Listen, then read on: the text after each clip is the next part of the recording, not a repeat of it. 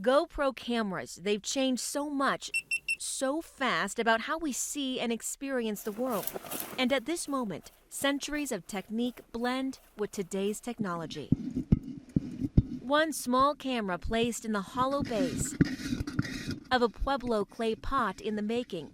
Two worlds collide to give you a new view of a craft cloaked in tradition. If you ask Santo Domingo artist Robert Tenorio what he wants this to eventually look like, he'll tell you it's not up to him. It's her decision. I usually don't know what the pot will be. I usually let the clay lady be what she wants to be. Tenorio is considered one of the most successful potters in New Mexico. He's devoted to the way it was done long ago. First, I gather all my clays from the hills, the surrounding hills where my grandparents used to go. And so all my materials are local. Nothing is bought in a store. These are my only tools, the gourds for shaping and scraping. His hands form and mold the clay. As he works, Tenorio thinks of how awful the pot will turn out. We talk negative or reverse when we're making pottery until it comes out of the fire, and then you can talk of all the good stuff. His work ends up here in this Santa Fe gallery, displayed under warm lights. Tenorio's grateful his art will be around much longer than he will. The potter will go, but the pottery will stay, and it's something that I will leave behind in this world for people to see. And on this day, photography's evolution, allowing you to see how traditional pottery is made. These cameras will likely keep changing, but some things won't. On the Santo Domingo Pueblo, I'm Royal Day, KOAT, Action 7 News.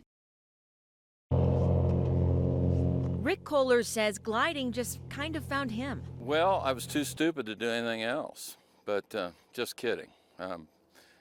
Well, maybe not. He's not stupid. Actually, some would say he's brilliant, doing what he wants every day. I just love flying. I've always loved it. Kohler owns Sundance Aviation in Moriarty. Turns out this small town just east of the metro has quite the reputation. Moriarty is known for tremendous soaring conditions. Here you can learn how to fly a glider, or you can just go for a ride. A really high ride. By using columns of rising air called thermals, gliders rise to altitudes of up to 18,000 feet above sea level. The view from the cockpit is spectacular and goes for hundreds of miles. Kohler and other gliders fly year-round above the beautiful New Mexico high desert. Very nice. He adores this look at the land almost as much as he adores this aircraft. I mean, these gliders are just so beautiful, and they fly the way they look. You literally wear them, and it's almost an extension of your personality when you're flying them. Newer gliders are made out of molded fiberglass, carbon fiber, Kevlar, or a mixture of all three. They have no motor. A tow rope attached to a different engine-powered aircraft gets them to the speed they need to release and glide. The rest has to do with aerodynamics. Frank Caulfield of Vermont describes the liftoff. Once you get up there and you release that tow rope, it's just nirvana. I mean, it just goes dead silent, and it's just like being on a sailboat. He and his daughter are on a cross-country drive. They made a stop here to explore the New Mexico sky. It's just pretty amazing to get up in the air and ride the thermals up and around and catch the birds while you're doing it. After several careers that weren't really very fulfilling, I answered an ad in Soaring Magazine and took a job out in Arizona back in 1988, and I've been instructing full-time ever since. Kohler has a sense of humor about his career choice. It was always in the back of my mind that I was going to be a glider pilot. But simple minds are easily amused, so. Simple? This office is void of a cubicle, and some 9-to-5ers may see the genius of this life plan. In Moriarty, Royal Day, KOAT, Action 7 News. That helicopter is carrying some very precious, very old cargo. The plaster jacket contains the skull and other bones of a baby dinosaur, a Pentaceratops. But don't be fooled by the word baby. This thing is huge. It is exciting, but I'm going to tell you the downside of a baby Pentaceratops. It's still the size of a rhinoceros. Researchers from the New Mexico Museum of Natural History and Science made the thrilling discovery 4 years ago. We know it's a potential area, and then you literally go out and you hike around looking. His team spent a month doing a study in the Badlands, and one day, far from their base, something caught Amanda Cantrell's eye. You become familiar with what the bones look like, and I saw them from pretty far away and went up to investigate, and sure enough, I saw the skull first. This is protected land, and vehicles may not be driven to the excavation site. They had to carry their equipment by hand and walk out there.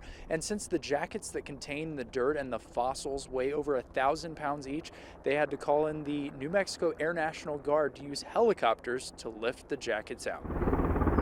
Getting to this point was not easy. They spent years arranging permits to excavate and airlift, plus military assistance. And it turns out that baby wasn't alone. 10 miles away, a second chopper removed the skull of an adult Pentaceratops. It's about 10 feet long, 3 times longer than the young one's head.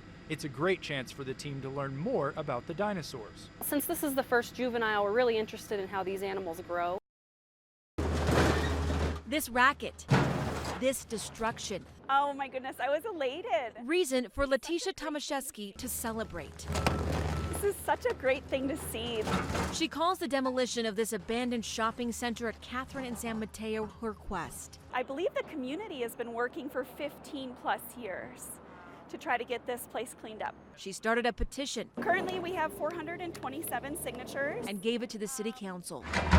Now something's happening. With each blow, she sees all the troubles of this eyesore go away. We have a lot of problems with drugs and alcohol, homelessness here. We have problems with prostitution, and also these buildings have been set on fire numerous times. So what will go into this space? According to the city, the developer is listed as Blanchard Properties. We spoke to Brett Blanchard, who says the demolition will be done next week. Blanchard says they're still making plans for this place, but the focus is retail. I have a big dream for this site. We have families living within 200 feet of this site. We have small children here. We have schools here. Tomaszewski wants this corner's history to change into something people can be happy about, not shake their head at. It's a cold winter day in Albuquerque, and Kevin Santry hits the road. He runs a mobile needle exchange program for Albuquerque Healthcare for the Homeless. He and a team go all over the city. Their sons, daughters, mothers, fathers, grandparents. To meet people who give up dirty needles for clean ones. We take the van and we drive to different parts of the city where folks congregate, where they're not going to be able to get to an exchange program that's standing. They take in a lot of needles. It's probably about 62,000. It's quite a bit. Yeah, it's quite a bit. And it goes up every year. But programs like this are vital in stopping the spread of hepatitis C, an infectious disease that destroys the liver. Many times it doesn't show symptoms until it's really bad, and then it could lead to death. In 2006, almost 3,500 cases were reported to the New Mexico Department of Health.